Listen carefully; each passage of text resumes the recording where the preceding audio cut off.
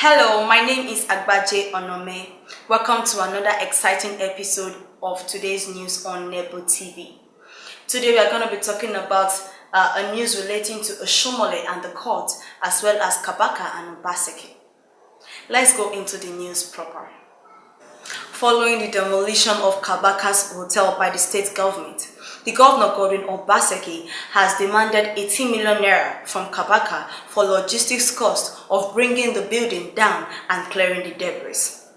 The people in Edo State believe that this act made by the state government was as a result of political issue because Kabaka is opposing Obaseki's second term. Let's go into the news in detail. The former revenue collector for Edo State government, Tony Adun, popularly called Tony Kabaka, whose multi-millionaire hotel was demolished recently by the governor Godwin Obaseki of the All Progressive Congress (APC), has not only lost his huge investment for allegedly building on government land, he is also about to lose 18 million naira being demanded by the government as logistic cost of bringing the property down and clearing the debris. Adun, however, said he was waiting to see how the government would enforce the demand. The T. Latifa Hotel and Suites, located on Akim Oladiyin Street off Ugbo Road, Benin City, was demolished by the state government February 5, 2020.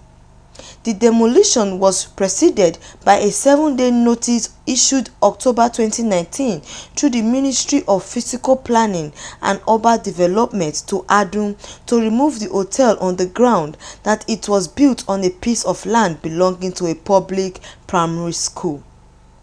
The government said that the 18 million naira being demanded was in line with Section 63 of the Nigerian Urban and Region Planning Act 88 of 1992 and directed Adun to pay the amount into the government's IGRO account. Not a few Edo residents believed the demolition was an act of political revenge because Adun was one of the APC party members who faithfully opposed to the governor's second term bid. Obaseki, however, insisted that the decision has no political undertone since he had warned in the past that his administration would not tolerate lawlessness. Adun, however, did not buy to the governor's argument as he maintained that his hotel was demolished because it was against Obaseki's second term bid, explaining that a court has fixed a date for judgment on the suit he filed against the previous attempt by the state government to demolish his hotel.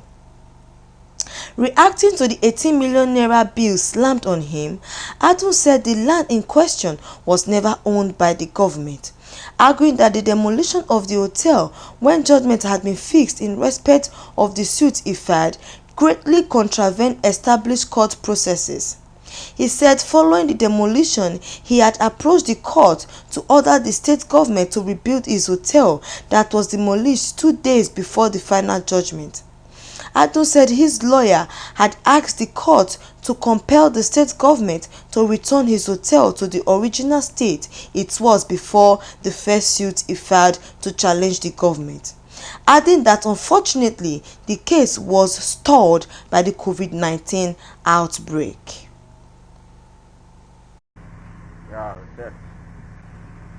My brothers and sisters, my supporters, my sympathizers, I use this medium to come out and say thank you for the support you gave to me, for how you pleaded on my behalf.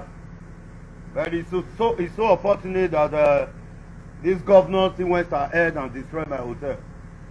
Well, doing that will not make me to come and say now we support you. I will be afraid. I was born and brought up in Benin, and I'm a prince, so I cannot. There's no way I will run away from my land. But Obaseki went as far as destroy my property because of election. He has not contributed one thing to my life. He has not had buy me one pure water one day. Today, what I've achieved in my life, he went there and destroyed. Well, I thank God. May God bless him. May God continue to help him. Since he said this is the only way we can dialogue, this is the only way he can oppress us to come and join him. Well, For me, he has done more than his words. He cannot do more than this. If it's God that created my life, he will take my life. If it's not the God, he can't take my life. Well, all the people that is supporting, clamoring for him, that Kabaka Hotel be destroyed. Well, that won't take nothing from me. But you, that is happy that Kabaka Hotel is destroyed, your own days are numbered. Your own days, your time will also come when same thing will happen to you. Your own time will come when same thing will happen to you. First to do, you know the pain. Well, my brothers and sisters, my brothers in diaspora, my Niger Delta's Avengers, I want to tell you, let everybody remain calm. The days are numbered. 100 years is not forever. But what happened to me, some people are happy, while some people are not happy. Well, if it's a good thing, a good turn deserves another. This is not with the way we play politics. Since it is the way he said he want to pay us, it's all good. After our labor for years, after my labor for years, I've not held a political appointment before. All the days of my life, after working for government, they will give us board or recognize us with one thing. So since he said he's demolishing, he's destroying, in all the days of my life in politics, I've never seen them using dynamite in election. This Obaseki regime introduced dynamite. And you know, kidnapper came to Benin, he didn't go. Because Benin, we don't pray that anything evil to come to Benin. Once they embrace it, it is difficult for them to leave it. Following the recent charge of Adams Oshiomhole to the Court of Appeal in Abuja on Monday, 11th of May 2020, halted the suspension of Adams Oshiomhole as the All Progressive Congress National Chairman. The fate of Adams Oshiomhole is yet to be known as we wait for the response from the court. Stay tuned for the rest of the news. The fate of the suspended national chairman of the All Progressive Congress (APC), Adams Oshiomhole, is yet unknown as the Court of Appeal Abuja Division on Monday, 11th of May 2020, suspended the hearing of the appeal he filed. The appeal was challenging his suspension as the chairman of the party by the High Court of the Federal Capital Territory. The appeal was earlier slated for hearing on Monday morning by the Court of Appeal, but when parties in the matter were seated in court, a three-member panel of justices of the court, headed by Justice Stephen Ada, announced that a different panel shall be handling the appeal. After taking two cases, the Justice Stephen Ada-led panel announced that the panel to hear the Oshiomhole's appeal will reconvene when ready. In the appeal, which has Mustafa Salihu, Aslem Ochezua, Sani Gomina, Oshao Steve, Fani Wabulari, and Prince Will Ejogarodo as respondents, Oshiomhole stated that the trial court erred in law to have arrived at a wrong conclusion, which occasioned a miscarriage of justice when it decided that its performance as APC national chairman would interfere with the party membership's right of the first to sixth respondents in the suite.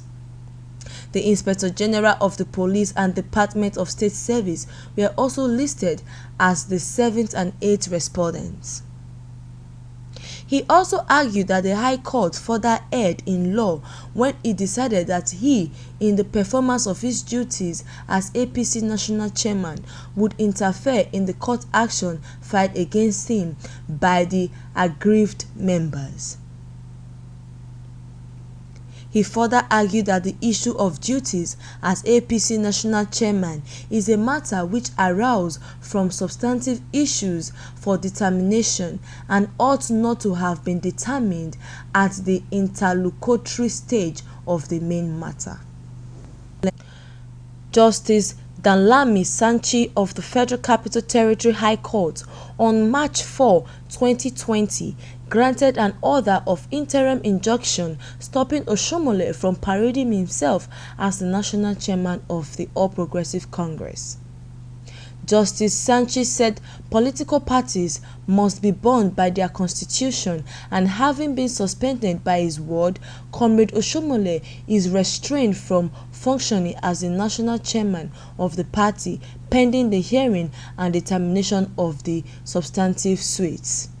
The judge subsequently fixed hearing of the matter for April 7th and 8th.